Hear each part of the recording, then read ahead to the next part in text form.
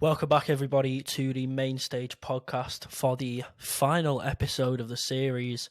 There's a high chance I'm going to be bringing the podcast back, so don't worry. But for now, this kind of trial run, this kind of early preview, 6 episodes, this is the very last of the 6. And this week, for the final time, I'm joined, but this time it's by a prominent member of the community and now viral TikTok sensation, Mr. Sam Land. How are you, mate? Hello, I'm alright. How are you? Good to be I'm here. not bad at all. Not bad at all. If this does seem awkward to any listeners, that's because we have already done the first 8 minutes of this podcast, but we had a bit of internet trouble, so we are running the whole Technical thing issues. from the top. But yeah, don't worry about it. That's the way it goes. Podcasting, it's what the kids want, man. The show goes on and all that. Exactly. Before we get into anything, is there anything you want to plug? We'll do just. I got to be honest. The obvious thing. We'll probably TikTok at culture_shock___. Twitter Sam_Lando2 or Land_Samo2. It's one of the two. And then my YouTube just launched is Culture Shock Live. Yeah, and Keep it I'll short link and all sweet. those. I'll link all those in the description as well. I'll put your Twitter on screen. But obviously, so when we spoke about doing an episode together, the main thing we wanted to talk about was Reading and Leeds, and just do like a big R&L episode, give the people what they want, talk about it in depth, the lineup, all that sort of stuff. But obviously, we mentioned about your TikTok when we were plugging and in the intro. So I thought it'd be a good idea actually to chat about that. Mm. Just tell us like what do you do over there, and like how's it been going for you so far? It's basically just sort of like news content surrounding festivals, lineups, predictions, leaks, teasers, all that sort of good stuff. And surprisingly, it pulls in numbers. Yeah, Like that's the thing I was noticing. Like, it does so many numbers, like way more than you'd ever think this so, sort of sometimes stuff would sometimes get. I only started doing it just because like it was around the time of all the stuff kicking off, like the weeks before Reading and Leeds, with so many artists Mm, pulling out, people being replaced, and a lot of people wanting to know what was going on with that. yeah, that's And like a lot of prime people, time. especially the Reading and Leeds demographic, they're going straight to TikTok to try and find out all this information. Mm. And I kept popping up, so we were like, oh, this guy seems to know what he's Yeah, talking about. We'll it's drop kind him a of follow, drop him a like. it's kind of filling that niche that I think, like we are like, we're all used to this content, we all do that, but we're all kind of YouTube guys, and there's no one really covering that sort of stuff on TikTok. So I think it's a good, Mm, like, it's kind of a good niche, because it's like, yes, on one hand it is being done, but on the other hand you've got like a short form that none of us can really rely on, if you know what I mean. Like, we can clip up our videos, like me, Rando Mill guys, TPD guys, we can clip up our videos and TikTok post them. But like, when your content is structured specifically for TikTok, I think it's a lot more effective, and like the views it is pulling in, it shows. yeah, I'm not. It's basically what it is being done on these like big hour-long, 2 hour-long podcasts, but quick, short, 3 minutes. And I Yeah, think I've hit the right balance of what is facts and what is just opinions and predictions and just the funner side of things with yeah. like inside of the niche. Yeah, 100%. And I think like a lot of people that I know, myself included, kind of post to TikTok, like semi post, like it'll be every few months at the most, whenever there's just something that we find really funny that's worth posting. Is that how you kind of started?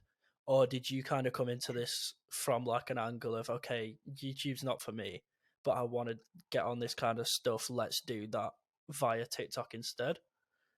I've always wanted to do like content creation, and Yeah. I hate that like that phrase. And I had a TikTok account for ages. Didn't post massively on it. I'd post it every now and then if there was something funny Mhm. or just like a joke or something, and didn't do massive numbers, literally like 200, 300 views. It was just funny little videos for me to have a laugh at every now and then. And Yeah. then it was literally just like I said when it all started popping off with Reading and Leeds and the artist replacements, and I was Mm. like, but this is what's pulling the numbers. This is what's even if it's Yeah. not like massive in the grand scheme of things, only like 3,000, 4,000, 5,000. Every now and then something will hit way bigger than that. Yeah, and I But suppose like from that you could branch off as well eventually if you get like a I suppose with TikTok there's that whole talk of like yes it's easier to pull views but there's less longevity. But I feel yeah, like eventually you're gonna kind of gather up some of that longevity and some of that kind of loyalty from viewers that you could then take that over and translate it to a YouTube longer form format. yeah, I guess obviously I've launched my YouTube channel in the past as of Mm, recording, like past like week, 2 weeks, and it's not going to be something that I'm posting as heavily on as a yeah. TikTok, but it's going to be stuff that I've structured a bit more, thought about a bit more, rather than just here's some news, pick up my phone, film, record, few Ye- hashtags to bang the views, post, Yeah, put it 100%. down. I could go about my day, come back to it later that night. It's done Yeah, I've 5,000 I've views. been I've got saying some for comments like to sort out. I've been saying for a while that I need to kind of pick up my TikTok game a bit because it is so easy over there to just bang views, and I feel like it'd do wonders if you're consistent at it. I think I Hmm. remember when you put out that tweet being like, "Okay, nah, I'm cracking down with TikTok." Um, Up until that point, was there any thought of like, "Okay, I'm gonna do this"? Or was it just kind of like, "Oh, we're just posting," and then I realized like, "Oh, look, here's all these views. I should do something with them." So that tweet came after I saw Blossoms. I saw Blossoms like on a Thursday, and I think I saw Blossoms the Thursday, and the Reading and Leeds lineup was coming out the following night. Mm, And as I was watching Blossoms, people don't know who I am, but I've got only what 3,000 followers, but I've had some big videos, and there's a few people yeah, who I see popping up every now and then. I was in Blossoms. I've got people coming up to me going, "You that guy off TikTok who does like the festival yeah. content and the Do you reviews?" And I know was like, what? "Yeah," and it's like just having those people come up to me going, "Oh, like I love your videos, love your content." Yeah, It just made me click and go, "There's yeah. Like people people that see are the people actually actually see sticking this. It's about not for just this," it's not a number. It is and people. It's actual yeah, people. That's when it becomes. Because I remember I think you must have like screenshotted and used one of my tweets in one of the TikToks, and I got a message from some girl that I knew that I do Reading and Leeds with like every year. And she messaged me being like, "Oh my god, have you seen this guy on TikTok? He's like, I see him all the time. He's talking about festival stuff." And I'm like, "Oh, what's Sam? Yeah, we're boys. We speak on Twitter all the time." And she was like, "You were in his video? Oh my god!" I'm like, "Yeah, of course I was. Like, we I guess retweet each other." I probably picked it like intentionally. Yeah, yeah. It's like probably Like, like of the people on my Twitter, you're probably the person I retweet the most. So it 100% makes sense that it follows the other way. So mm. I just got that. It was really funny. She was like, "Oh, this guy, this massive TikTok guy, he does like festival stuff. He used your tweet," and I was like, "Yeah, I know him." But so I found that pretty funny. But TikTok's crazy, man. That's the one thing that you take away from all this, I suppose. There's a lot of opinions on there, and I've annoyed so many people just because I've said something about as an artist and they've just not agreed with it. But even then, It's it's like those are the same people that are sticking about and watching it, and then that's boosting it to more people who might go, "Oh, I agree with that point," and it's yeah, like, yeah. I just think it's such a nuts app. Like, I think the last thing I posted to TikTok because I managed to get a bottle of Prime, and I literally "Oh made yeah, I like saw I'm that." not even joking, like a 10-second video tasting it for the first time. I shit you not, I checked back half an hour after it was posted, 1,000 views, and I'm Yeah, like, that's numbers that I could only dream of within half an hour on my channel. But every now and then I'll post something because I like, oh no, it'll do numbers. Like after the yeah, yeah. Reading and Leeds lineup came out, I literally posted like a 10-second clip with some sped up Mr. Brightside with the screen just covered in text. I was like, I know it's gonna bang, and it's like my most viewed video is on like 500k views. I almost kind of entirely gave up on TikTok.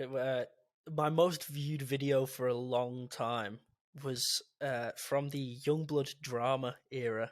That whole era where we had personal beef with Youngblood to the point where he was screenshotting my tweets and posting them and flat out atting me. So that was for a long time my most viewed TikTok, and then I think only recently I overtook it. I literally screen recorded a clip of I Show Speed talking to Jeff Shrews, posted that It banged. 100,000 views in less than 24 hours. I was like, Mm. that's insane. That it's not even. I don't even have to do anything. You could sit all day just clipping up videos of Speed and Andrew Tate, and You probably, could and you could bang earn views so just much putting money. Family Guy in a mobile game. Yeah, literally, I might just dedicate a week to just clipping up loads, making loads of TikToks, and then just post them every couple of days, and just bang views. Because like, I think that's the whole thing with like Andrew Tate, how his business works, is because what he does is, like his Hustlers University thing. I think Mm. the whole thing that he teaches these people to do is literally just to sit for hours clipping up Andrew Tate podcasts and posting them, because then Oh it yeah, no, bangs because then 100% it is. bangs views and he takes commission on whatever they earn from it. But it shows that you can really earn if you can Yeah, just continuously bang views. So it's a nuts little place where, because it's so easy to bang views and then you can also earn money from it. It's like no wonder these kids are getting rich, man. yeah, Um, but onto like the main thing. After now that we've done the kind of TikTok talk, Reading and Leeds, the lineup's out. it is. Uh, we seem to be going head first into it. Like, I'm assuming we're going to find out a bit more in the next month or so. I'm assuming we'll get a new set of names. I think they'll bring that next announcement forward a lot earlier than it normally would be. Yeah, Because I because checked this usually, the other day, and because not a single ticket has sold out yet. that's the thing. The thing that I notice is like usually it's you get the first announcement like mid-November, and then the second announcement's towards the end of February, early March, because it's like as you're getting into spring and the days are getting longer, that's the time they kind of release the second announcement. Mm. But obviously they've pulled the first one, they've pushed that back and it's taken longer. But with the reaction, there's I wouldn't be surprised if they put something out way earlier. It makes a lot of sense if they were gonna. They need to like announce just like one or two special guests that are like somewhat decent big names, Yeah, just to kind of like none of the day tickets are sold out, which actually quite surprised me. yeah. Like the I weekend tickets haven't sold out. honestly, I said from the beginning, I don't think the day tickets will sell out. I said if anything sells out, I reckon it will be the Sam Fender day. I was like the Sam Fender day and the Billie Eilish day. I was expecting to be pretty quick sellouts, I and don't know if I yeah, was though. I don't know if I was because I think like I can always see a Sam Fender gig selling out or a Billie Eilish gig selling out, but when there's Sam their Fender's already festival. playing like Festival Republic big outdoor shows in the summer anyway. So it's kind of Yeah, a weird announcement altogether that he's doing that, but like you can see him twice. Like you can see him two other times that summer if you want to see him. yeah. You don't need He's to. doing Transmit and he's doing the 2 dates at St Yeah, James. I don't think exactly. there's anything So else that they've like announced for yet. you can do those. Like if you want to see Sam Fender in the summer outdoors There's for probably cheaper and yeah, with probably support that's more catered to what you actually want to see. yeah. Then I think his support is like Inhaler, who are at Reading and Leeds. Was like there's no intent, maybe for a lot of people to want to go and yeah, but that see Sam of Fender, and they would have already seen him earlier on in the year. of them all, that's the one that I did think would sell out. And I think maybe a reason it's not sold out is because a lot of times when they do sell out, there's kind of like a history there between the artist and Reading and Leeds. However, Yeah, like this time, this will be like Charlotte. I think this will be like Sam Fender's second time playing, so there's not really a history there that he has with the festival, like at all. Um, Whereas, like mm, when you had what was it, Biffy Clyro headline? Oh no, well we can't really count them because try to they were think announced after. who else makes the 1975 like. We saw them on our smaller stages coming up in 2013, Yeah, 2014. Eventually, they headlined it. It makes total sense that something like that would sell out because, they've got a history of the festival. It's like a big homecoming kind of show. Whereas, kind of, Sam Fender at Reading and Leeds, there's nothing really to make me say, okay, I'll go to Reading and Leeds rather than St James's. or transmit even. Yeah. But the thing you said about like Billie Eilish Yeah, having in 2019 the biggest crowd, even like even yeah, non-headliner, yeah. headliner, and yet this time around like it hasn't even sold out yet, and it might be just Billie Eilish fans not wanting to go to a festival and see it. I think maybe it's the fallout of all these reports that came out last year. If I'm honest, I think there's kind of a lot of the decisions being made not only by the fans but by the festival are based Yeah, on kind of the chaos that kind of was reported on the like I Sunday. said, I saw a lot of people saying that they've tried to go for a really safe lineup, and I I kind could of definitely see see it. that because if you think about it, like your Lewis Capaldi Imagine Dragons Day, the Lewis Capaldi Killers are on the Killers. same day. That's the Sunday night, and of the six, those are the two that I would go. Yeah, they're mum bands. And that's the Yeah, and I don't obviously Reading will be different, but like at Leeds, that's the Sunday night. So it's obviously they're trying to go good vibes for the Sunday. But I think there's a chance that to be fair, Killers closing the festival with Mr. Brightside will be incredible. it will be great. Like, It will be great, but the Killers very much I would classify as a mum band, and I think the sort of people that are going to be setting tents on fire and smashing MD aren't exactly going to be at the Killers. That's not going to be. Do you know what I mean? yeah, I think they'll have seen what they want to see at that point. So it'll be intriguing to see. I'm really interested actually in like how big of a crowd the Killers are going to have, because the thing that I keep forgetting is that the killer that is Mr. Brightside is by the Killers. That's the thing that I keep forgetting. yeah. I keep He thinking said like, it was Jack Webb, music for whatever his Tequila Face, put a post up on Reddit after the lineup, and the Killers was the one band that got the most votes out of who people wanted to see the most, and it was like that was that it. somehow that was quite surprising because they were apparently pulled in as quite a late Mm, addition yeah, after allegedly Green Day had pulled out. yeah. I think that from like on a Jack Webb Reddit, that makes a lot of sense. That like I feel like a lot of us are sort of people that we kind of in our space and that we talk to. I feel like like the two that we're buzzing for are like the Killers and Foles. I feel Our like are falls are going to be unreal. the two that like me and you especially.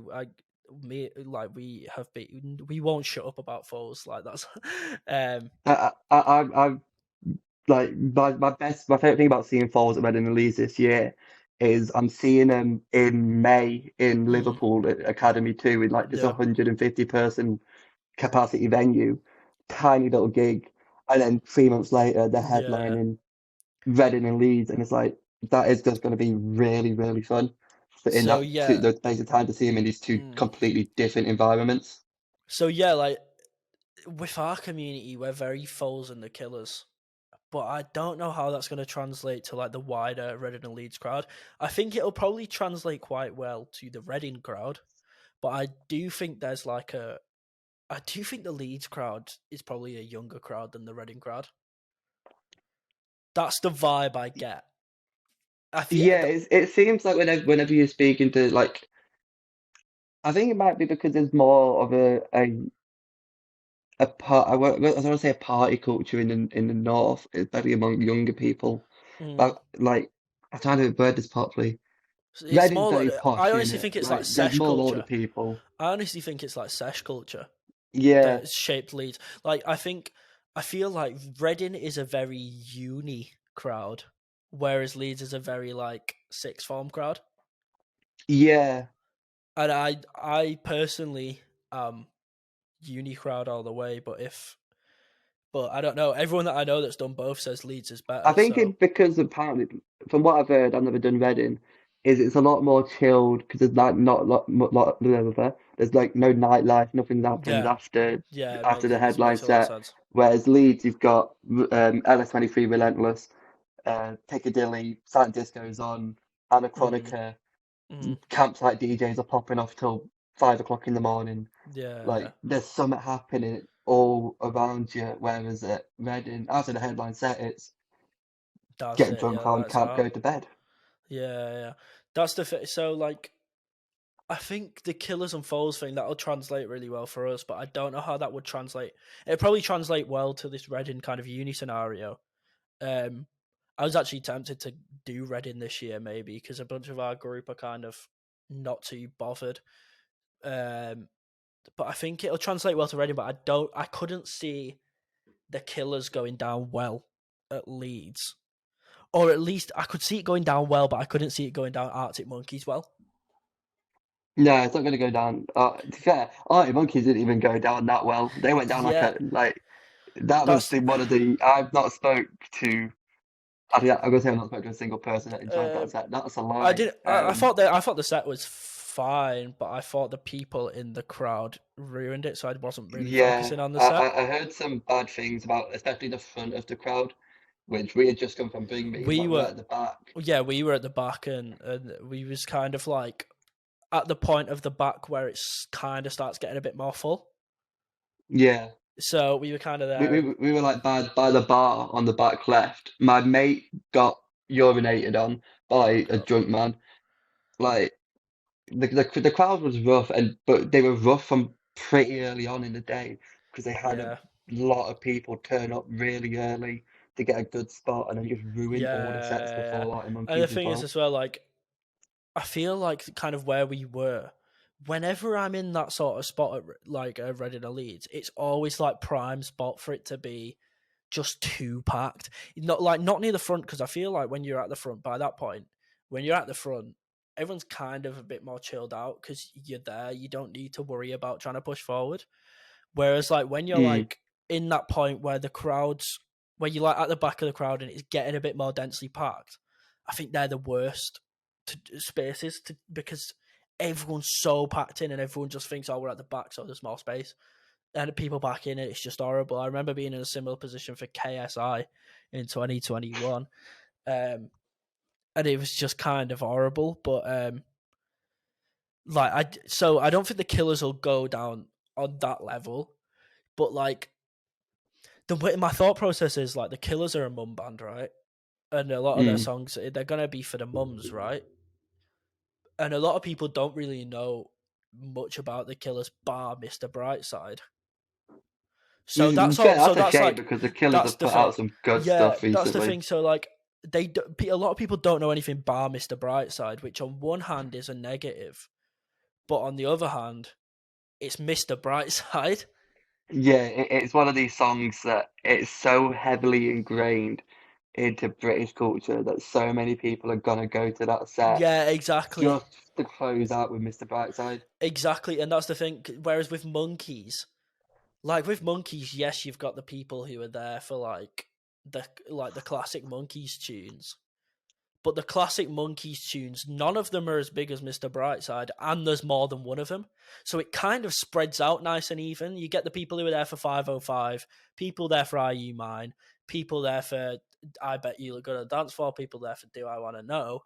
Whereas for the Killers, you're combining all that, timesing it by about five, and then going, yeah, go loose, Mr. Brightside. There you have it. Yeah, yeah, to be fair, you've got somebody told me Human, Yeah, Read My Mind. I'm gonna go mental but when they play I Read My don't. Mind. The thing with those songs is like as big as they are, I don't think people are gonna. I don't think they're gonna bring people to see the Killers. I think they're gonna be ones that people go, "Oh yeah, this is the Killers." Do you know what I mean? I Mm, think yeah. the and it's weird because when I've been thinking like I've been getting really gassed for the Killers set, and I've never been a massive fan of the Killers by any means. I'm in the Like same boat. but like it's one of them where now I know I'm seeing them. I'm like, let's fucking have it. I'm so excited for it. Um, I was really tempted to see them last year, and I didn't go just because their Manchester date fell on the same date as 50 Cent at Park Life, and it was like I'll I've probably get always another chance to see the Killers, and lo and behold, like Yeah, I've always said Leeds. that the Killers. In my head, I think of the Killers like similar to Foo Fighters, where I'd never go to their own gig. I'd never pay to buy a Foo Fighters ticket. I'd never go to a Foo Fighters solo gig. But if I'm going to a festival and Foo Fighters are And they're there, there. and Foo Fighters are playing it, I'll be the first one in my group to be like, let's go see Foo Fighters. Yeah. I think I'm in the same kind of boat with the Killers. I'm in And that the boat with Muse. and the weird thing Like is Muse, that I'm not paid to see them, but if they're at a festival, then I'd happily that's see them. that's the thing. I've gotten into like a weird thing recently of like I've been getting really excited for the Killers, and I've been like, oh, let's learn some more of the Killers music, and I've been playing like more deeper cuts that I know, or like just new tunes that I don't really know that well. Um, They put out a song recently, Boy, which is actually like yeah, really good. I've heard good things. But the thing that I've noticed is like every time I'm talking about, like whenever I've been talking to my mum about it, because my mum's a big Killers fan, I've been saying to her, "Oh, like mum, oh they're gonna play like all these things that I've done. Read my mind, smile like you mean it. Jenny's a friend of mine. You're getting really excited for those, like when you were young. And the thing that I've been forgetting is like, holy fuck, the Killers, like, it's Mr. Brightside is by the Killers. I've been Yeah. actually forgetting that the Killers do Mr. Brightside, and that's the thing. So, like, I think my opinion of like how well the Killers are going to go down is kind of skewed because I'm looking at it and I'm going, okay, well, they're kind of mum band. They have some very good songs, and they're a very big band. Um, They strike me as like a Glastonbury band yeah, in a sense that like 100%. the Glastonbury crowd again is a lot older, but like there's still going to be a decent amount of the younger crowd that are going to go Yeah, and probably enjoy it more than they expect. Again, that's the like thing the because Killers video is my biggest video on TikTok. originally I was thinking like, oh, it's gonna be oh, they're like a Glastonbury band. Like, yeah, they're very good, but I don't know how well this is going to go down.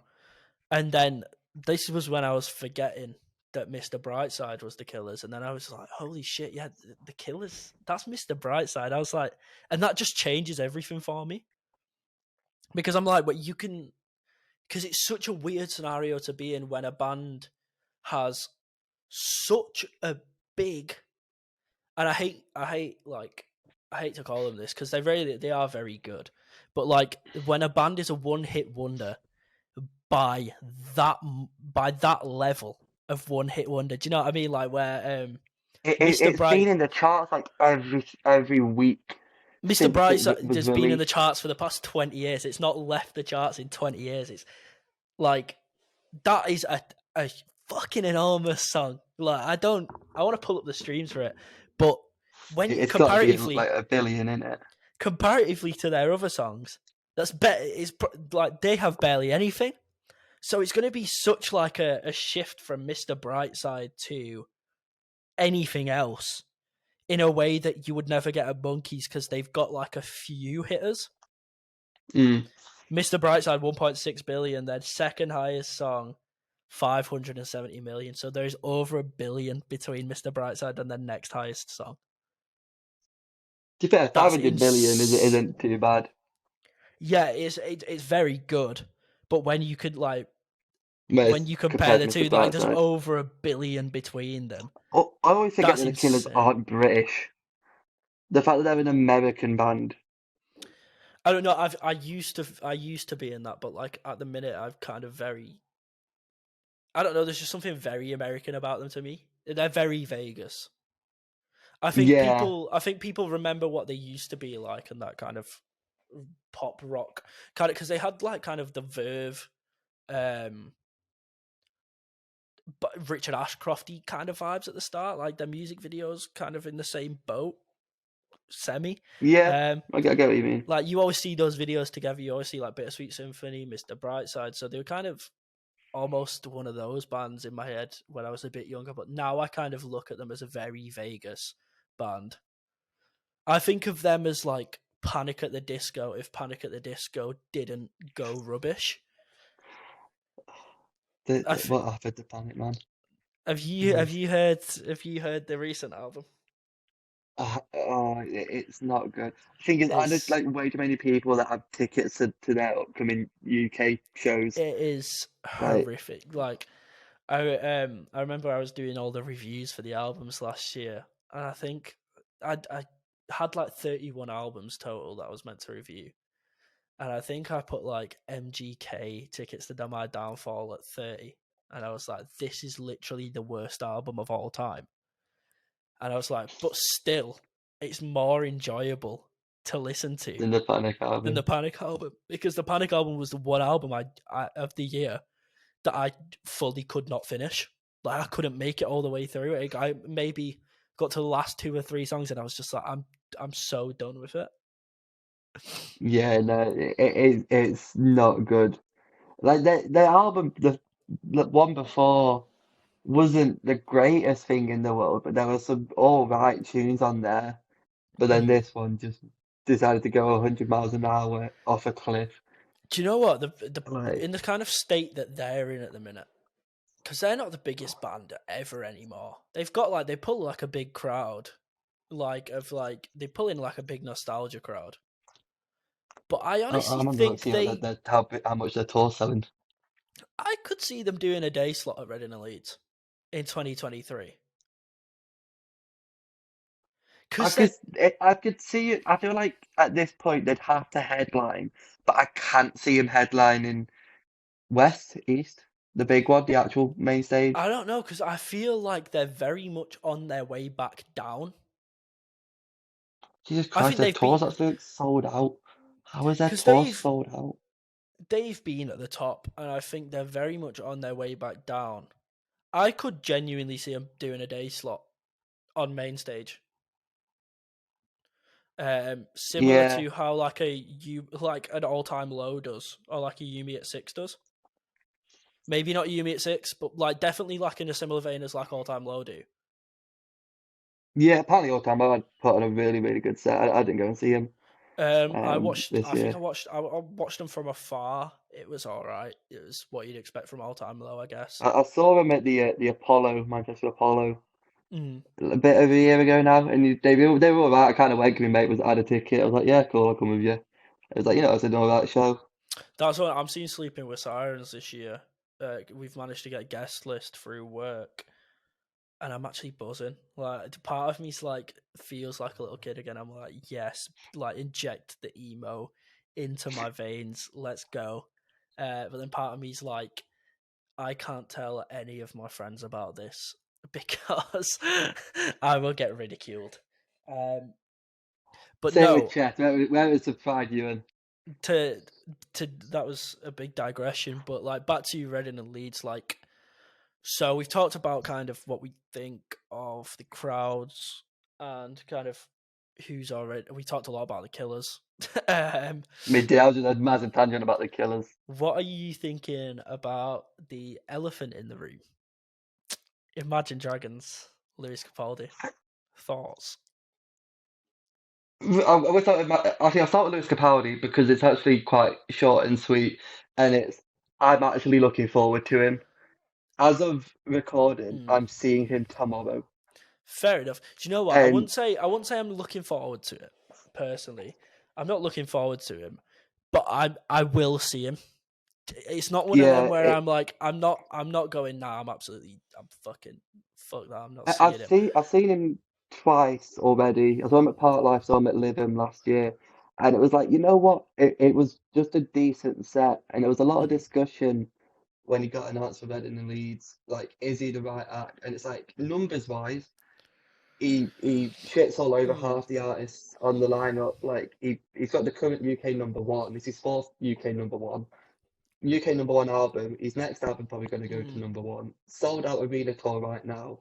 Yeah, Like he obviously there's a massive crowd and a massive audience that are probably going to go and yeah. see him. I can imagine him being. I think he'll get a big crowd. I think he'll get a big crowd, but I can imagine him being decent. I honestly can. This is not even just me being nice I about him. I'd I can. genuinely say like he deserves the East headline slot over Sam Fender. I don't know how. I don't know how. I don't know how. I think the quality of the set will be, but I think I'll definitely go and see him, and I think he. The best way of putting it is, I think he'll be worth watching. I don't Yeah. think he'll be. I don't think I'll regret going to see him. It's very much like a sing-along set.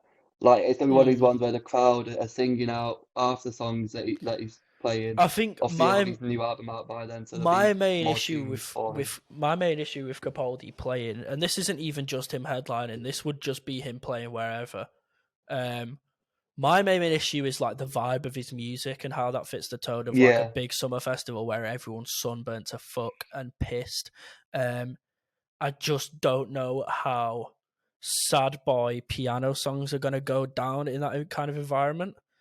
And I feel like they yeah, maybe, and I think the issue with the headlining thing comes into play is that I feel like they go down better when the sun's. I don't know because this is so contradictory. It's like I feel like if you are going to go with a Sad Boy Hours piano act like Capaldi, you're better off getting him on in the daytime and getting him done so that when the lights go off, we can have a bit of a spectacle. yeah. That's when I saw him at Park Life. Like he played. I'm gonna say middle of the day. It wasn't. He was playing before Tyler the Creator and before Megan Thee Mm, Stallion, which were like two wild acts to have after Lewis Capaldi. And Apollo was probably the wrong festival you could argue for him to return at.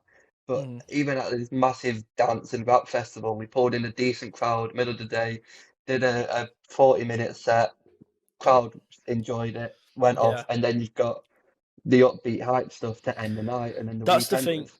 There's always one every year. There's for the past 3 years now. There's always one headliner that I miss. So I'll Yeah, always go and see five, and then there's one that I'll end up missing. So in 2021, that was Post Malone. I missed. Uh, Miss Posty. it's just not my thing. I didn't know much about him at the time. I'd still happily see him, but I think at the time I was kind of just a bit preoccupied. I had other things that I wanted to go do. Um, Mm, because that was the Sunday night as well. So it was kind yeah, of just I want to get back to camp and just make sure everything's set up and ready for tomorrow. Um, and then in 2022, the act I didn't see. But to be fair, I'll give myself credit. I did actually go and watch a bit of her set. It was Megan the Stallion. Um, I watched a bit of it. as I in watched. Megan, I missed Megan this year, but I'd seen her twice already, so it was like I don't need to waste the time seeing Yeah, her again. that was it. So for me, like when I say I kind of went to see her, we went, waited for her to play WAP, and then as soon as she'd finished playing it, left. Because just for the culture, really. um, but I think this year, of the six headliners, I can safely say that Lewis Capaldi is not the one that I'm gonna miss. Like, I'm totally fine going to see Lewis Capaldi, and I think that's the thing that a lot of people do is like it does have it's going to be a very casual crowd sort of yeah, with the hundred killers that are going percent. to go see him The that they're thing going is, to Lewis know Capaldi, like he does. somebody you loved or yeah someone you loved Pointless Forget Me and Before You Go That's the thing. He has and then they might diehards not know though. the rest of it. That's the thing I've noticed. Like Lewis Capaldi definitely has diehards. Like my sister's a Lewis Capaldi diehard. Like I can't say anything about Lewis Capaldi when she's in the room or it's over. Do you know what I mean? So he Hmm. definitely has like a big enough following that think he's credible. So I think it'll be an interesting one. And do you know what? This is probably a big statement coming from me who's been slagging him off the whole time. I genuinely think there's a possibility that, like after everyone goes and sees the acts and then everyone kind of talks about it, like who they did or didn't see, and you're like, oh, did you go see this person? Yeah, he was dead good, wasn't he? I feel like Lewis Capaldi might be one of the acts that you hear a lot about, and people going, do you know what, Lewis Capaldi were one of the better ones. I think I mean one that people got that he did better than I was expecting, so like surprises a But lot of that's the thing. people. I think the expectations are so low that, of course, like that's my main thing. Like I said, like Lewis Capaldi is just not kind of the vibe. Like Sad by Hours ain't what you want at a festival where everyone's sunburnt and pissed.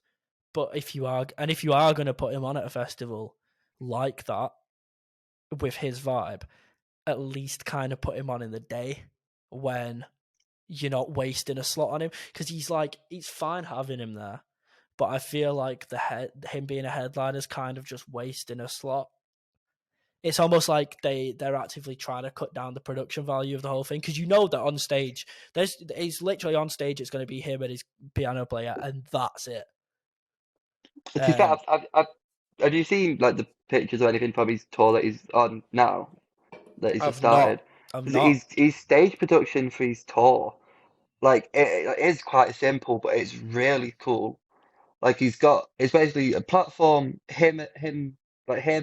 He's got a band behind him, full band, like a four-piece band, and then a massive like screen hanging above, Okay, and yeah, it I've generally pulled it just up. does just look pretty cool. And it's like if they can bring that onto a festival setting, like yeah, it's a simple stage lineup, Mm. but it works for it. That's the thing. I don't think there's any of the acts really on here that are gonna like in terms of the stage show and the visual side. I think really the most interesting it's gonna get is Foles in terms of visual Yeah. aspect or in terms of lighting. I Are, think are we talking just headliners? everyone. Bicep. I'm saying Yeah, this, facts, 100%. but Yeah, they are no, in the middle I of the day. totally forgot about that. That's the thing. That's Bicep the have thing. been fumbled That's the there. thing. Like, what can you can't do anything with bicep in the day. That is the most like pointless booking I've ever seen. Like, I understand that it's really cool to have them there and that you want as many big names as you can. But when you've got like one big name and all the other people on the same level aren't that big, and also it's at a time of the day where they'd never normally play, and you're actively ruining their set by having them in that time of the day. It's kind of like it feels like it's not actually bicep. It feels like it's almost like a parody. Yeah, like Do you know, the do you know what I mean? crowd It for feels like it's Bicep, it's one of the things that they rely on the light show, lasers, yeah, that sort of energy, like and it's like it could be middle of the day, it could be like warm as anything. Sun's going to be coming down on everyone. mm, Lasers aren't going to work. Like the screens might look quite cool, yeah. I'm half but that's expecting about it. I'm half expecting him to turn up and it's just like two people dressed as bicep. It's not actually them, but you know what I mean. It's just kind of there's just something weird about it where I'm like, okay, we're seeing bicep, but are we seeing bicep? Could just It's be anyone. They could just rock up and yeah, it's like the could just be equivalent of anyone on going there. to it's like the equivalent of like going to see I don't know Biffy Clyro for a 20-minute set. It's just like, what's the point? I'd rather have just waited. Although Leeds and Reading is like the holy land and the place that all the artists should be playing, and those should be the best sets, and I'll stand by that. Like, if anyone's gonna have a favorite set of all time for me, it's got to be at Reading and Leeds. But like, they turn up at Reading and Leeds and they play like a 20-minute set. You bet your ass I'm going to see them on tour. That's not it. Do you know what I mean? Yeah. Like, I can't remember They, they, who. I they think they should have took a bet with Bicep, like I say sub headlining West Stage under mm, like Billie Eilish. I So can't remember. that there would have been a big discrepancy in those crowds for it to have worked. It was like I think it was like Blossoms in 2021. They came on and did like 7 songs, and I think afterwards I was just like I couldn't even consider. I wasn't even counting it as seeing Blossoms. I was like, yeah, I'll get tickets to go and see them in the winter, but like I'm not counting that as a time. But so who else have we got to talk about? We Bicep the Killers. We Yeah. didn't even touch Imagine Dragons. We were going to. Oh yes. What do you think? Imagine Dragons. Who asked for it?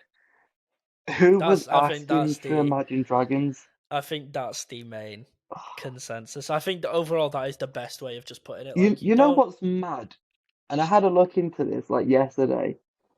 Numbers wise, Yeah, they're the yeah, yeah, no, biggest act on the lineup. yeah, 100%. And when I remember when the lineup came out, I spotted this because you had a lot of Imagine Dragons sympathizers uh, retweeting my shit posts with screenshots of their Spotify monthly listener status.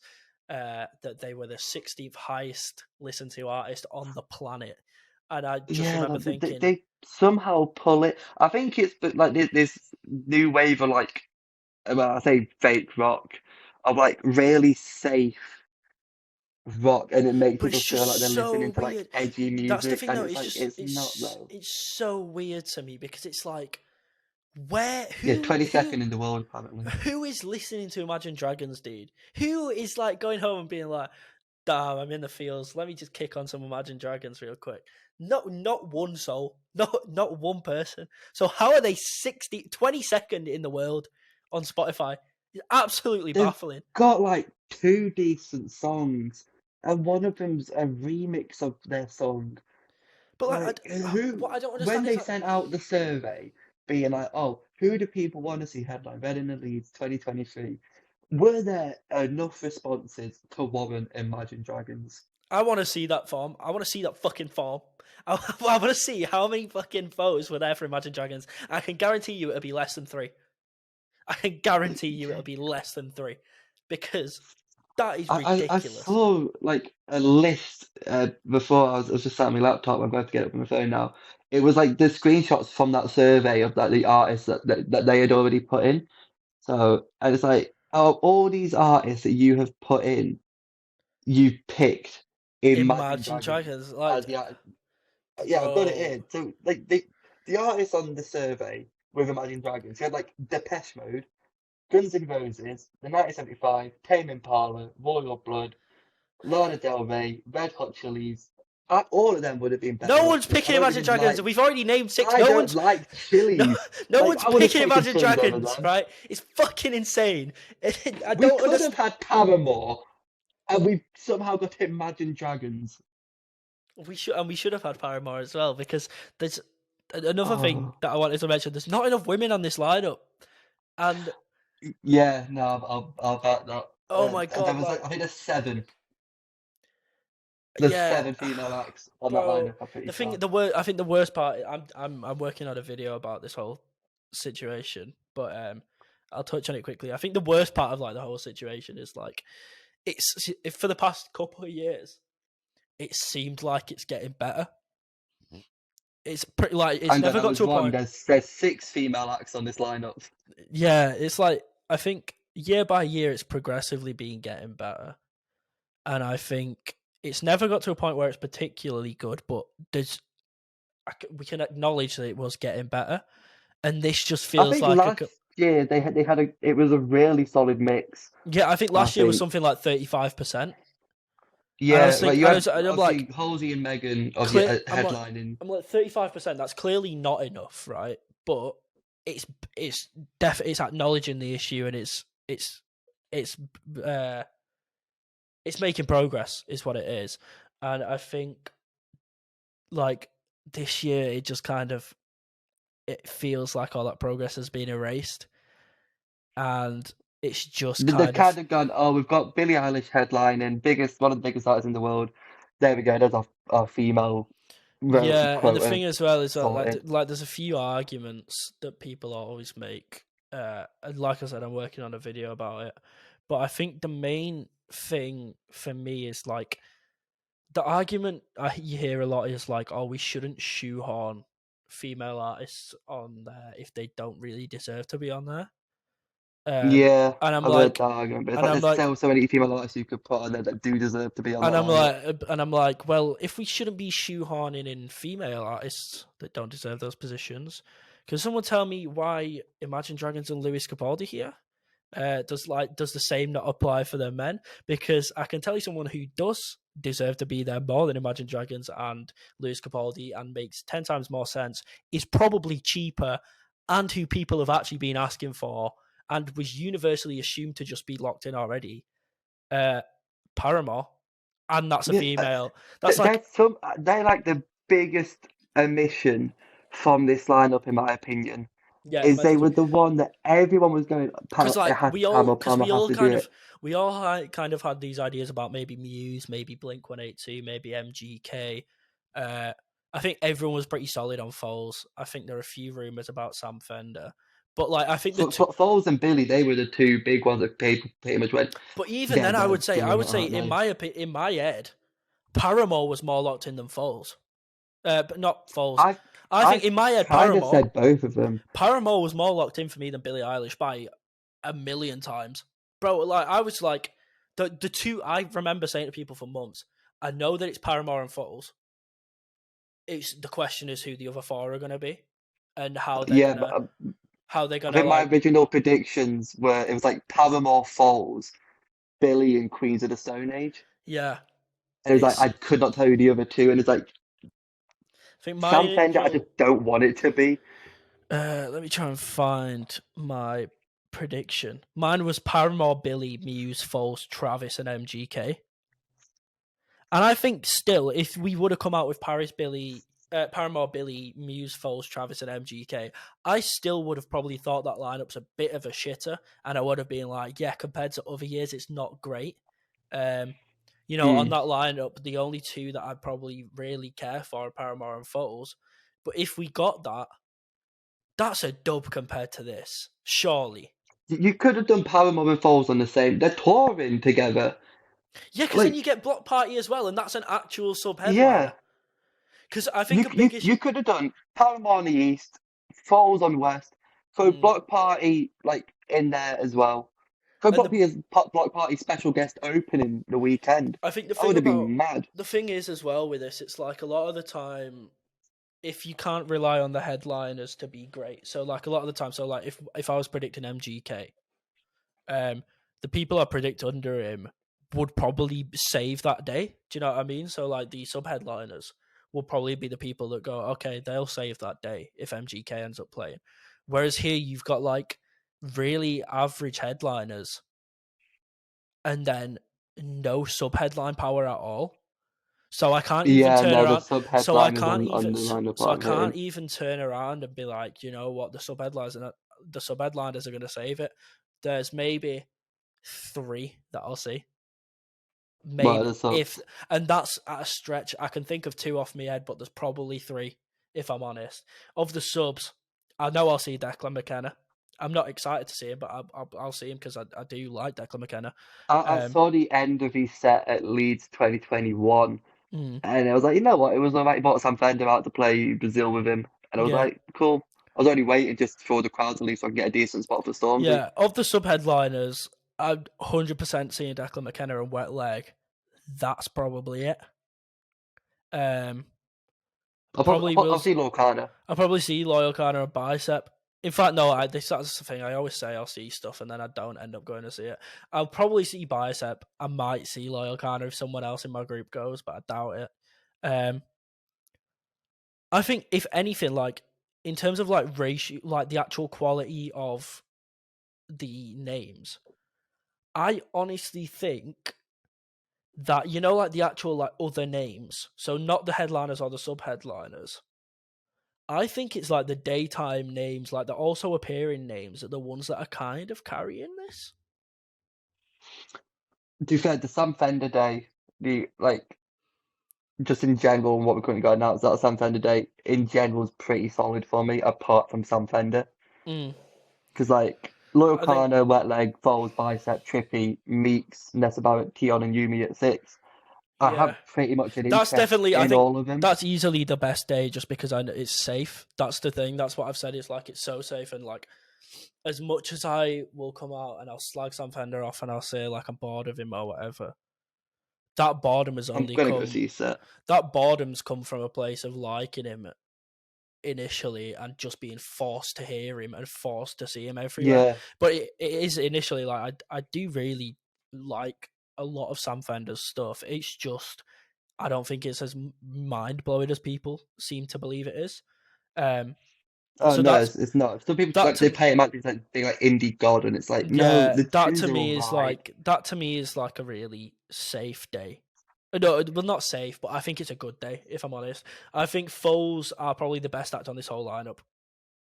Uh, Yeah, they're an incredible live band, And I and think, I'm hoping more people go and see them do because you I have know a feeling what? we'll get quite a lot of people waiting for Sam Fender who Do you skip know Foles. what though? My, like, my pride and my excitement comes from the fact that I know everyone's going to be waiting to see Sam Fender. No one's So going to the be at Foles crowd's Falls, going to be the which dedicated means Foles crowd. it's going to be the dedicated Falls crowd, and we're going to be able to get to the front, and everyone's going to be having a boogie. And because last when I saw them, it was Millennium Square, which isn't a big venue at all. It's outdoors, but it's not that big. Mm. You can fit a few thousand people in there, but it's not like massive or anything. But it was just good vibes in there. Everyone was dancing, older crowd, loving it. I think that's kind of what we're going to get at Reading and Leeds, hopefully, because that was really Question good crowd. becomes, who's getting the bigger crowd out of Foles and Imagine Dragons? I think Imagine Dragons. I think of the 6 headliners, Foles are the They're, one that they're, get. they're the smallest I crowd, think. I but they're think. going to have the I best think. crowd. I think Foles will get the smallest crowd, but they'll be the best set. It'll be like Bring Me the Horizon, where when no I one went don't to know see how him. big their crowd was because I was like right at the front, so I That's the don't know thing. even know how far So they stretched back. it's a weird thing of measuring now because like you used to just be able to measure like how far back does the crowd go.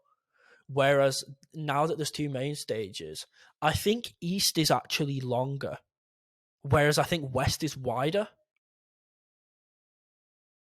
They've moved the West stage a little bit Yeah, this yeah, year, they changed the which angle means of it it. couldn't go as further back because as soon as you've got like to the sound tower, it was the pathway to Because when you get East. so like East, right? So when you're walking towards East, so the stage is like here, and then it goes like a cone. So it's like Yeah, long the way. Whereas with West, it's kind of behind it is just flat. yeah, So like I think West is wide and East is long. That so it's like kind of hard to measure crowds now because where you should be able to just say the crowd goes really far back, at West, that front row's way bigger. yeah. But I still do think like when you look at the two comparatively, I've never seen the size of crowd at West as I've seen at East. No, they've The always had closest, the smaller headliners. the closest, but not even the headliners. I'm talking like day acts as well. The closest thing I've seen to like West being packed out and looking huge, because West, in my opinion's never looked huge. But the closest I've ever seen it to like looking huge, or almost, I don't know, like the closest I've ever seen it looking to East. So like obviously East was the one that we all knew originally. Mm. The only time I've ever seen West on a similar level to East used to be was Bastille this year. I'd missed their set. I was They off were site for it was most of the massive. Friday. It was genuinely massive. That's the closest I've seen. Yeah, like I said, that's the closest I've seen it to what we know from West, from East. Ugh. That doesn't surprise me, it being Bastille to bring in like the big crowd on the But West End that's because you why I got think. it's one of the things people are going for Pompeii, But that's the thing. although That's they are why waiting that's. about I for it. think Imagine Dragons are similar to Bastille, so I think honestly, they'll cop a crowd like that. I think Imagine Dragons might genuinely. I hate the fact that I'm fucking saying this. I think Imagine Dragons might be the biggest crowd we've ever seen for a West headliner. I think it was we were Oh earlier no, this year. Capaldi. No, because Capaldi. I think Capaldi. Capaldi, yeah. I think Capaldi. I think honestly, if the most likely. Who do you think the most likely of the headliners to get? Like, who do you think's getting the biggest crowd of the Oh, 6? I I want to actually go and say the Killers. I feel like we will get more people saying that, like who go and see the Killers to close out the festival, just to wait for Mr. Brightside. Mm, Like we touched on it earlier. Like Sam Fender, I feel like people will go and see, sort of casually go and see him, but I think they'll have a lot of people that maybe go to the dance tent. If there's a big mm, dance act on or the about tent, if there's someone in there they want to see over Sam Fender. mm. Whereas like the Killers, like they my biggest content about this lineup has been when I've been talking about the Killers. Like the big numbers are coming from the Killers, and it seems to be that that's the one that the hype is around. Yeah.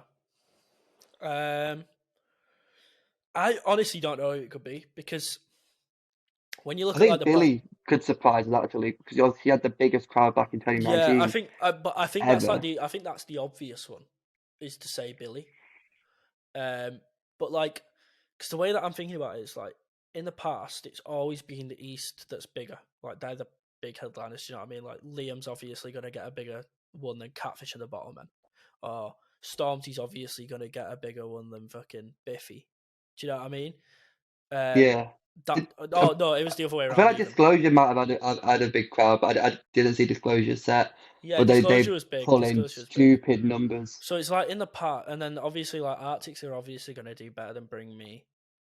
Dave's obviously going to do better than Megan, and then 1975 obviously do better than Halsey. I feel like this year is the first time where It could go either way. the East guys could do better. I honestly would not be surprised if more people are at Lewis Capaldi than the Killers on that night. Knowing the Well, I Leeds feel like we'll get a crowd, lot of people that maybe just go to somewhere else until like the very last bit of the Killers, and then they go and see the Killers. Or they go to because like the dance tent, wait for that to end, and then go like yeah, I'm Killers thinking on. because Let's the go way just that I'm watch thinking, them close out. because as well the way that I'm thinking about it is like we all said the day split was good. So I remember when it came out, the only praise a lot of people had was they've split the days up well, because it means that they're more likely to sell weekend tickets, and like the things that you want to see are kind of together. Um, Yeah, but I think looking at like in terms of crowd management, I don't know how well the days are split up. I honestly don't, because the obvious thing to say would be like Sam Fender and the Foals, because they're the two indie acts. So you're splitting the indie crowd and they don't all go to one place. But the thing is, Foals have been around for like 20 years and have never really kind of been massive.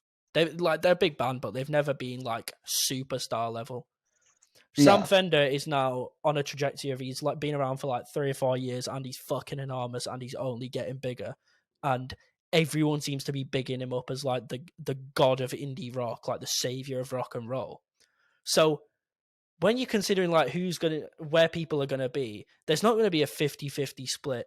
There's gonna be like a 95% to 5% split. That's the vibe I'm getting for the Sam Fender Foals. Is that it's gonna be oh, a much smaller split than people are expecting. you'll get more casual fans just kind of going, yeah, let's go have a check out Sam Fender. Everyone seems to be talking Mm. about him, I think it's and gonna be like a very one-sided split that day, in a way that a lot of people would be expecting, because they're both indie acts. They'll do each other a good service. I think it'll be really one-sided split. Same way as I think obviously there's going to be a one-sided split for Billy Imagine Dragons, because NPCs are going to be at Imagine Dragons, but anyone who cares is going to be at Billy, and the NPCs after Imagine Dragons are also all going to go to Billy. And that then for Billy like, crowd is going to be somewhat similar to Iron Monkeys, where there's a lot of people there from early on mm, just sticking about all day. and then as well with like, um, but then when you come to that Killers bit Lewis Capaldi day, you've got like two good like mum acts, except one of them put out their biggest song 20 years ago and has been riding the coattails of that for the past 20 years. And mind you, it's a fucking big song. But the other one, again, come up in the past 4 years on a One trajectory of that's the only going biggest British further. acts right now. Mums love him. Everyone seems to love him. Like, I think the crowd is going to be a bit more one-sided than people are expecting. I honestly think Capaldi gets a bigger crowd than the Killers. I firmly believe that. Um, or at least Yeah, I think at least similar. That'll probably be the closest out of all of them. I think the if a better split, if you want to keep everything that people want to see on one day, the better split probably to go with is Imagine Dragons Billy on Friday. I'd go Capaldi Sam Fender on the Saturday, because them two are boys as well. They're like good mates, so it works out. And then I'd take Foles Killers on the Sunday. Maybe that's just me, because they're the two acts that I want to see. So putting them on the Sunday works out. But I think if you put Foles before the Killers, it gives people a reason to stick around for the Killers. But it also gives people a reason to sit through Foles. So like the people that Yeah, want to see the Killers, they then have a reason to sit through Foles and go, you know what, Foles are all right, I'll go see him while I wait. And then the people that want to see Foles will go, oh well, the Killers are on now, so do you know what I mean? I'm might as well buzzing. go over I've there. seen Foles. I'm buzzing. I'm ready to go for more. Let's just go see the Killers. In a way that I think Lewis Capaldi and Killers don't complement each other. Like you see Lewis Capaldi and you go, right, let's go get a fucking pint. Do you know what I mean? Let's go get a pint. And then by the time you got your pint, because the queues are absolutely massive, Mr. Brightside's already playing and you've missed it. And half the crowd's leaving. And you're thinking, what have I done? I've got a pint at the wrong time. And it's all gone wrong. The thing is, they've done that for a reason, there, isn't it? To try and get more people to buy weekend tickets, and they go, "Oh, I want to see Foles and the Killers. I've got to buy. But I think more weekend. Might as well just stick around for the But the full thing is, like weekend." with the weekend tickets, surely if weekend tickets is what you're going for, you'd separate because the two acts that I would say are the closest to full Sam Fender, because they're like the indie classics. They're like 42's anthems. Yeah, I think if you were trying to get weekend tickets, you'd want to split up Sam Fender and Foles. I would have put like I would have put like, even Foles before like Billie Eilish, I which I think know that sounds wild, but I think like Sam then you've got the Fender. three big indie bands on three separate If I'm days. honest, I think Sam Fender just ruins the flow of this whole lineup. I just think it makes no sense. It's The main consensus that I saw when it first came out was 5 out of 6 headliners. Most people have gone, you know what? Yeah, fine, but there's not that big standout name yeah. like we've had for the past 2 years. I've noticed this, like, yeah. Because for mine, it's weird because it's like, for me, it's like Killers and Foles are my 200%. But even then, I don't know that much. So Foles are my only 100%. I think the Killers are probably like a 75% for me. Billy's probably like a 70% for me. Sam Fender's probably like a 70%. And then the other two are probably like 50 and or less. But like, there's no 100% really for like, because Falls aren't going to be everyone's 100%. There's no like universal 100% act, if you kind of get where I'm going with this. Yeah, There's no, it's that thing that Rob Kellis talks about of like attainability. I think everyone on this lineup's so attainable, and I think you need someone that's unattainable to sell tickets, because we can say what we like about, like, oh yeah, Billy sells tickets, but if she's touring the UK, what's difference is it going to make if she plays Reading and Leeds? Whereas if yeah. you, I think Glastonbury might have that issue this year whereas because they've got allegedly like Elton John and Artie Monkeys who are both doing massive UK tours at the same time. and I'm like, part of me's like, you either, like, you could have gone with a weekend. Oh, like, I understand, like artists that have tours coming up that haven't sold out in 30 seconds. So, like I said, Paramore's another one that's like, that tour sold out so quickly. I was in the queue for it and still couldn't get tickets. That is that. That Palmo tour sold quickly. Even though they're touring, that's totally unattainable. So that's a good shout. And that's one way that you probably don't have to break the bank either. Um, that's like an unattainable act that you don't need to spend a ridiculous amount on. And I think that's the sort of shit they need to be aiming for. Instead of either going for unattainable acts that they're going to spend all their money on and then have to buy 5 shitters, or else just buying 6 shitters and spreading the money evenly.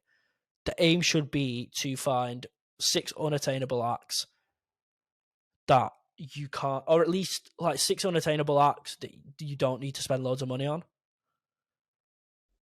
So, like, Yeah, Biffy's a good example of that. Pretty unattainable, like pretty big, doesn't do much. They're kind of in Europe a lot of the time, and they won't spend a lot to get in. Paramore's one that we've been mentioning. Foles is this year pretty unattainable, I suppose. But I don't know. There's just something about, like, I want some. There's no one that makes your jaw drop. no. There's no like compared to like last year, Artie Monkeys, everyone went, wow. Yeah, it's Like like, even Rage, it was like people were like, yeah, Rage Against the Machine and Artie Monkeys, that's because two obviously, big like, acts. we've been having this discussion of like, oh, who do you think is the sellout act, right? In 2021, this weren't a conversation. The sellout act was Liam, Stormzy, and Rage. Well, when we thought it was Rage, do you know what I Yeah, mean? And then in 2022, you sellout acts, Monkeys, Bring Me Dave. yeah. Like, there's no question about it. So I just think, like, this year, the fact that we even have to have the conversation of who's gonna sell it out is it's telling of the quality. The answer is no one, none, because isn't selling out. They need to bring in some names That's the thing, though. like The, to back up the it thing that all. the thing that's like kind of worrying for me about it is usually what they'll do is they'll announce 3 sub headliners for each day. Yeah, they did that last year where So they only so that announced like like in the a second few. so that in the second announcement you get at least 3 big names. Whereas this time they've blown their load and just given us all 4 first time. So now anyone they Yeah, add has to be smaller than those 4 sub headliners. No one can unless be. they just add like any decent special guests. They'll have to add a couple of special guests. So maybe they add 1 or 2 special guests, but they're not going to do 3 special guests because they're not going to do 1 per day. They're going to do like 1 or 2. So at most, we're getting like 2 acts that are bigger than what we've already got. So they're going to have to now save the festival and bring it up to a good quality without bringing anyone that's as big as what we've got. And because the sub headliners are so small and have 0 experience, that narrows it even more. So now you've got to go for really small acts. Yeah, I think there's still some decent names they could pull in and just kind of put them under and just go, well, we booked them. It's like Yeah. KSI in 2021 being put really low, but pulling in a big crowd. Like no matter what you feel about his That's the music. thing. I feel like now KSI's got to be one of your 4 sub headliners, so I don't think we'd get him. Everyone just talks about him headlining. No, I remember that. That was just a joke. And the thing is, I don't. It's weird because like it makes as much sense as Imagine Dragons. I suppose. No, it doesn't. It makes as much sense as Lewis Capaldi, I suppose. Or like a similar level of sense. Yeah, It it kind of makes makes similar sense. sense to like Sam Fender. There's an argument for it, and I'll listen to your argument for it. Who does bigger numbers, KSI or Sam Fender? This is what I'm about to find out. I reckon they're pretty similar. KSI 4.4 million monthly. Sam Fender 4.4 million monthly.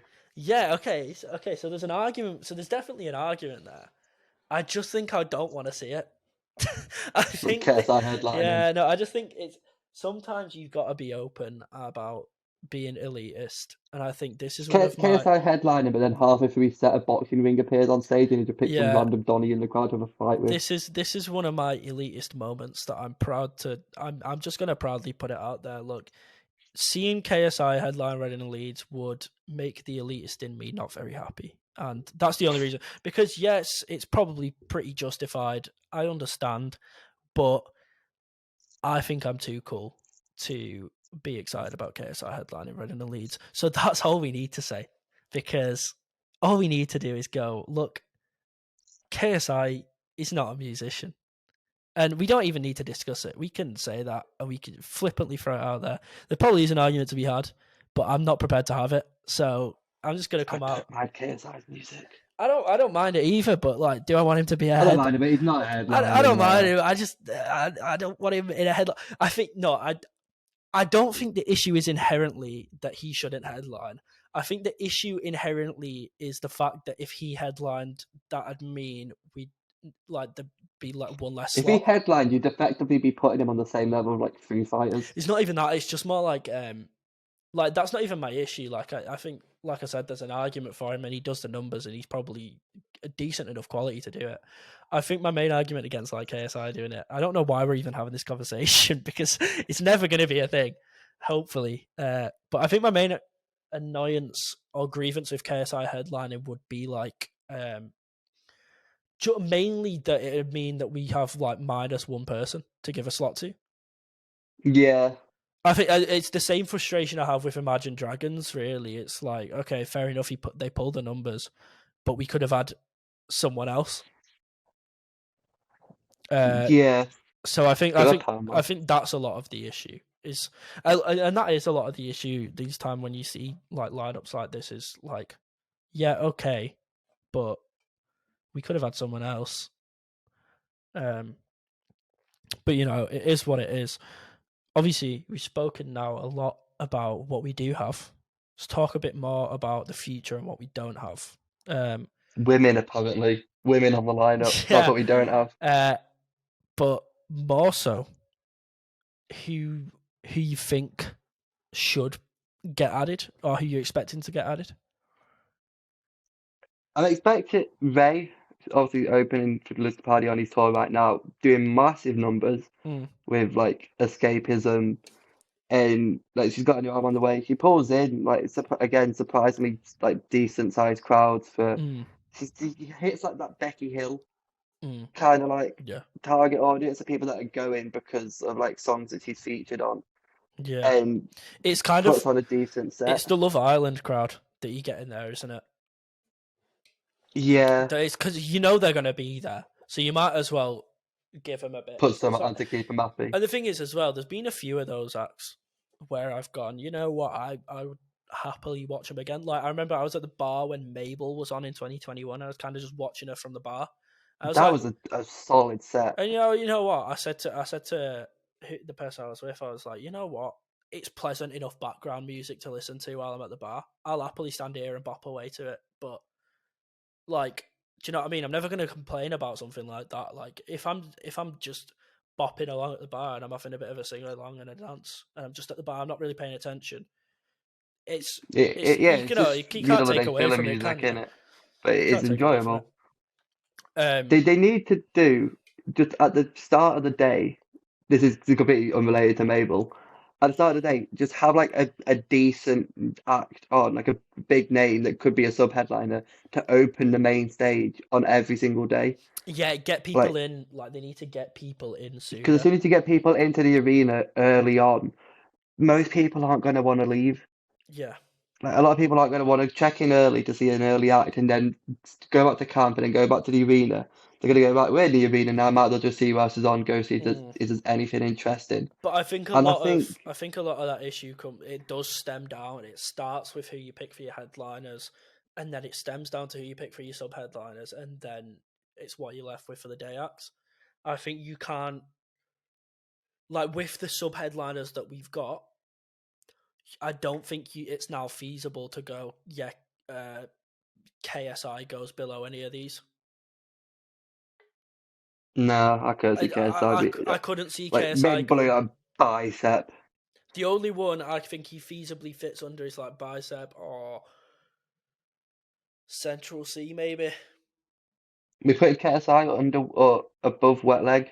Yeah, 100%. Yeah. 100%.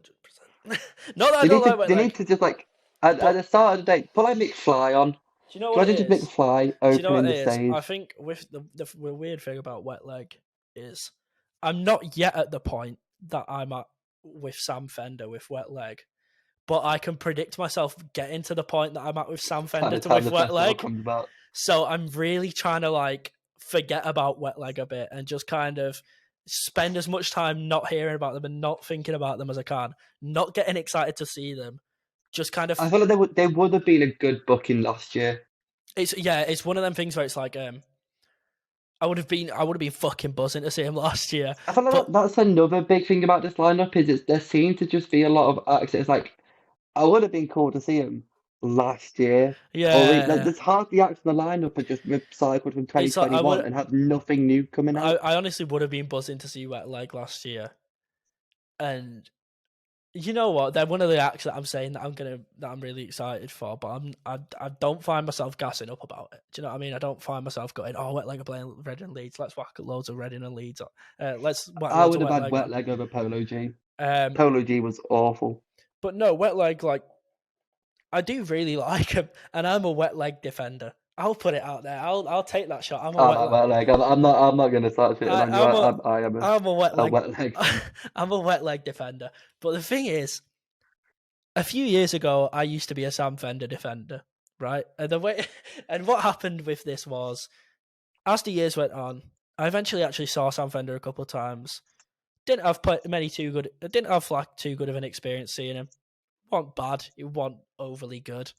And then after that experience, all I saw about Sam Fender was how good he is live, and it kind of just made me despise Sam Fender because he was all over everywhere, and I couldn't escape this little man. I just could not escape him. And now, you know, I've seen Wet Leg 3 times. I could live not seeing Wet Leg again. Like I said, really like him, but I can live on this planet. I can exist. I could go about my day, never having to see Wet Leg again.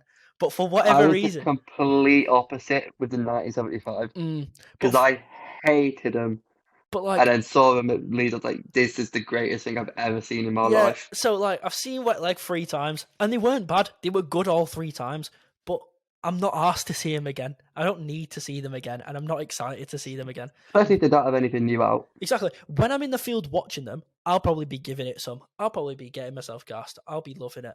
But as it stands, leading up to that, how 8 months out or whatever it is, I'm not asked about seeing Wet Leg at the minute. I couldn't care less. Like, it's not enough for me to go, okay, that's a plus. I think, and this is a lineup where you need to, like, we know it's the whole thing is at L, so we need to try and take the dubs where we can find them. And in any of a situation, Wet Leg's a dub. But I think on this one, I just can't even count them as a dub. It's just not. It's just one of the things that aren't L's. in the worst way of putting it that I've ever described. It's just kind of like I've seen enough of They're Wet Leg. there. And it's It's like it's cool. like Harry Styles. It's like I don't have an issue with Harry Styles. I think his music's fine or whatever. I've just seen so much of him this year that I'm just bored of it.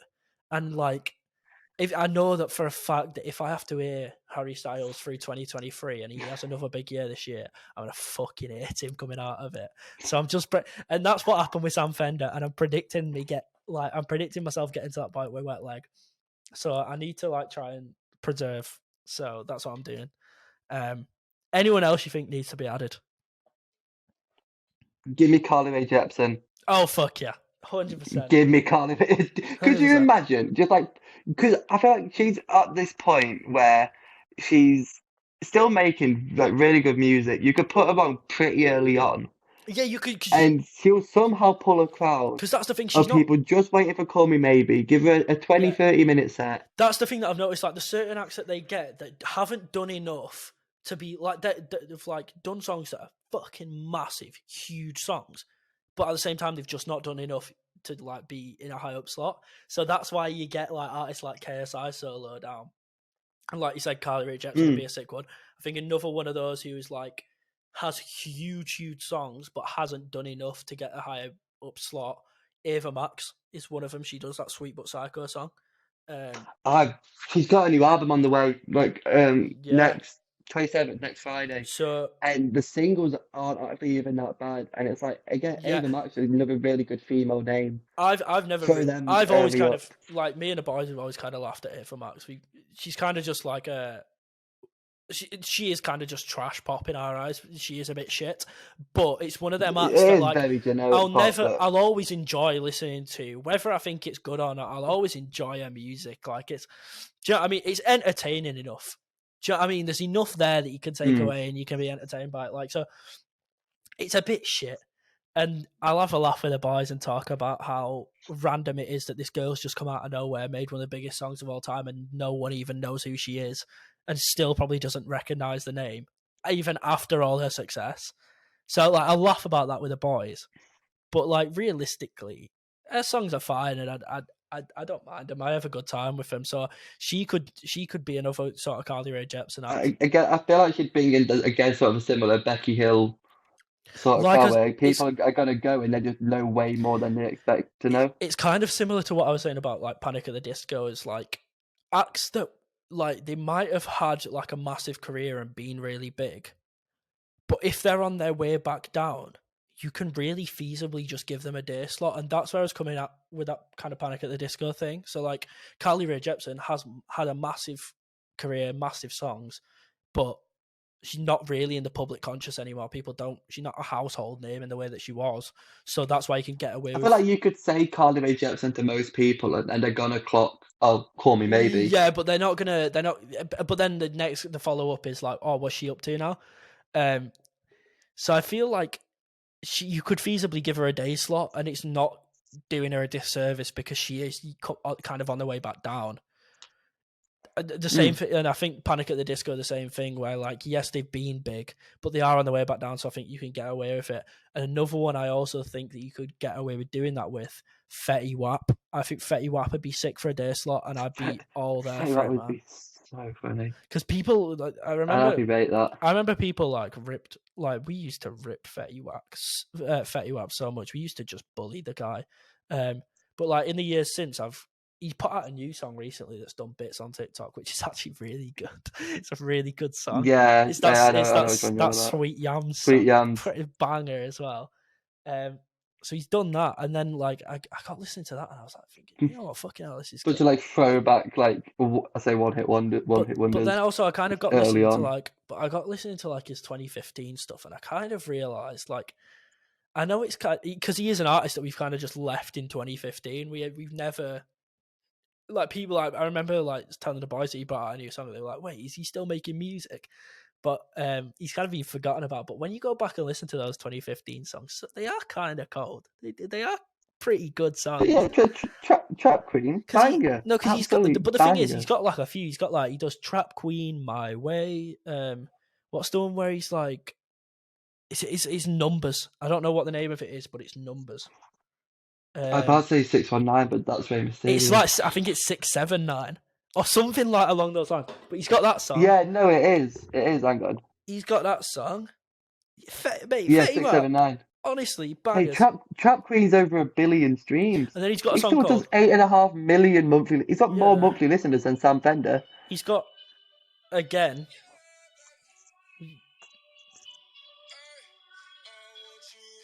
Yeah, I know that song, bro. It's got tunes, bro.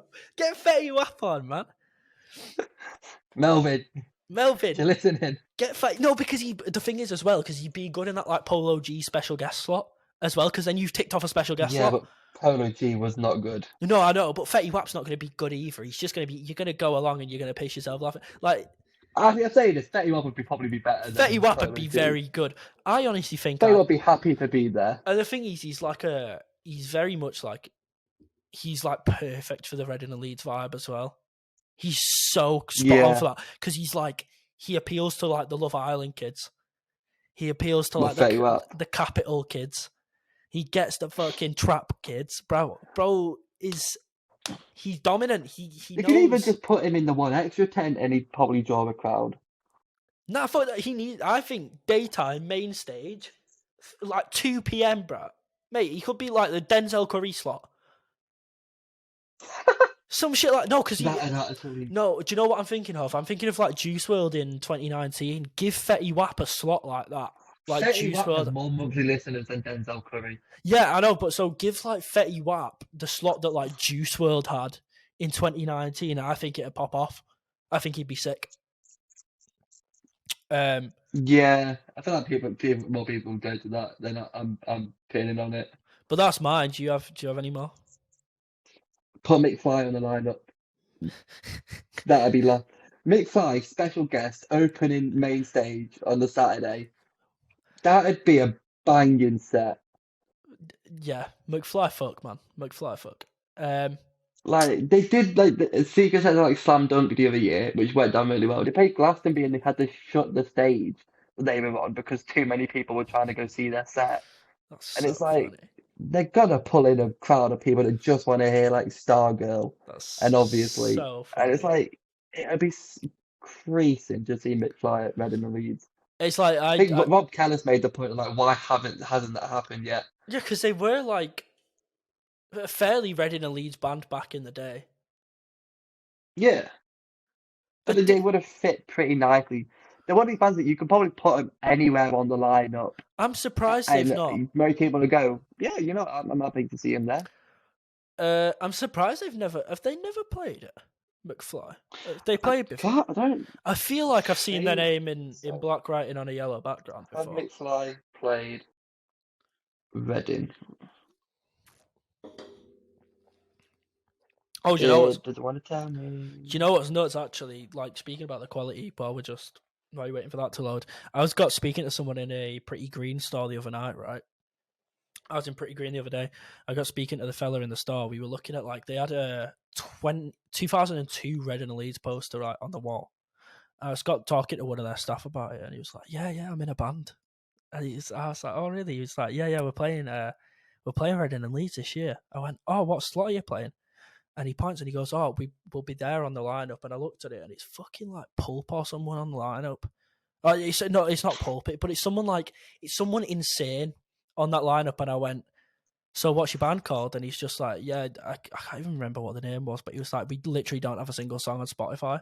I'm like, bro is playing the same slot as whoever it was played in fucking like 2002 when they would have been in their prime. And the guy's not got a single song on Spotify. I'm like, it shows the situation that Reading and Leeds is in, that they'll just book anyone at this point. I've had a nose at the 2002 lineup. That is a solid lineup, Jesus I think it was Christ. like the third stage down. Is there not someone mental on like the third stage down as the headliner of that stage?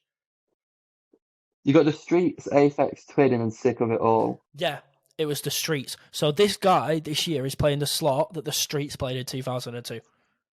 And he's not got a single song on Spotify. And I'm like, bruv, I'm like, that's nuts. Thing is that there's an artist on the lineup this year, Georgia. I've not been able to find out a single thing about this artist. Yeah, who is she? No one knows anything about her. I think Rob Kellis was saying like he can't find a single song by her. She doesn't have a Spotify profile or an Instagram. And because it's such like a, she's made it so intentionally difficult to find as well, because it's such like a generic female name as well. You can't just type it into Google and get a straight answer. Like, the first thing that happens is you type Georgia on Spotify is you get the Thomas Eden song. There's an artist called Georgia. I imagine probably this one with like 350k monthly listeners, whose biggest song is a cover of Running Up That Hill. It could be her. That seems like the most likely option. Born and raised in Northwest London, probably her. She was shortlisted for a Hyundai Mercury Award. She's a Mercury nominated artist. Jesus Christ, this lineup. The more I'm looking at this and the more we're dissecting this lineup this year is. Okay, I think I found a substantial Georgia. If this is who I think it is, I'm pretty sure like she's got like a remixed Wolf Alice song that's pretty good. If it's who I think it is, I'm not sure. Oh, I do not care for Wolf Alice. But I think on that note, we should probably cut the short. We've been going for like an hour and a half. Yeah, so Jesus. so yeah, we'll bring this to an end now. But that's that. How do I even end this? The final episode of the series. For now, at least. We end it with a missing persons plea to find out who Georgia is. Yes, the final episode of the series, episode 6. For now, is the final episode of the series. But we're gonna end it here. It's been a pleasure. What a way to end your podcast with us trying to figure out who this artist is. Yeah, exactly. It's been an absolute pleasure, and I just want to give a quick thank you to everyone that's come on, including you, Sam. I'll put all Sam's links in the description down below. Just like I have done with give me validation. Just like I've done with everyone in the past. Lastly, I know I asked you at the start about anything you want to plug. Is there anything you've remembered throughout that? No, just me Twitter, me TikTok, and me YouTube. Sweet. So that's it, people. There we go. The end of the series. I'll catch you in a bit when we're back with the normal content that that's meant to be on this channel. But there it is. Cheers.